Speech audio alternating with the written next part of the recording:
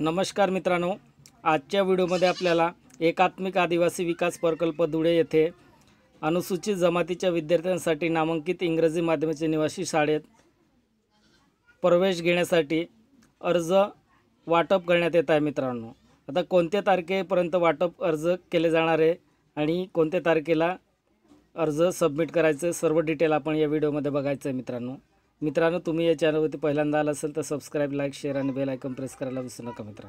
मित्रांनो ही सूचना दिनांक 21/5/2024 देण्यात आली। मित्रांनो, एकात्मिक आदिवासी विकास प्रकल्प धुळे अंतर्गत सन 2024-25 या वर्षासाठी अनुसूचित जमातीच्या विद्यार्थ्यांसाठी नामांकित इंग्रजी माध्यमाच्या निवासी शाळेत शिक्षण देणे या योजनेसाठी प्रवेश अर्ज वाटप करण्यात येत आहे। मित्रांनो, येत असून खालील मुदतीत अर्ज वाटप व जमा करण्यात येतील। बघा मित्रांनो, कोणत्या तारखेला अर्ज सबमिट करायचे, कोणत्या तारखेपर्यंत लास्ट डेट असेल, हे सर्व डिटेल आपण या व्हिडिओमध्ये बघायचं आहे।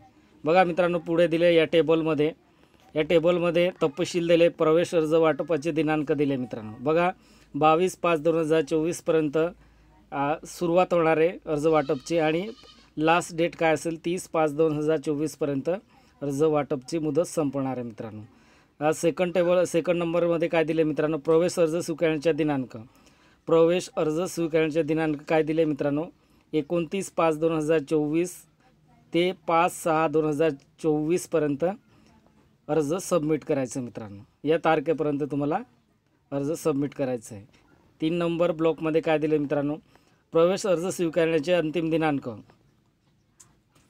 5 जून 2024 संध्याकाळी 5 वाजेपर्यंत जमा करण्यात यावे, तसेच मुदतीनंतर प्राप्त झालेल्या अर्जाची विचार केला जाणार नाही। मित्रांनो बघा मित्रांनो, लास्ट डेट काय आहे 5 जून 2024 पर्यंत संध्याकाळी 5 वाजेपर्यंत लास्ट मुदत आहे।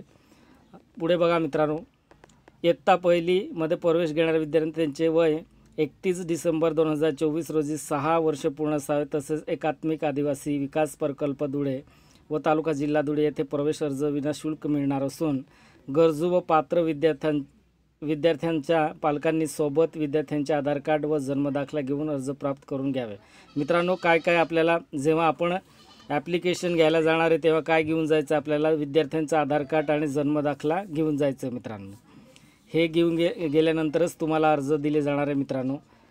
मित्रांनो व्हिडिओ आवडला असेल तर सबस्क्राइब, लाईक, शेअर आणि बेल आयकॉन प्रेस करायला विसरू नका। मित्रांनो, जय हिंद, जय महाराष्ट्र।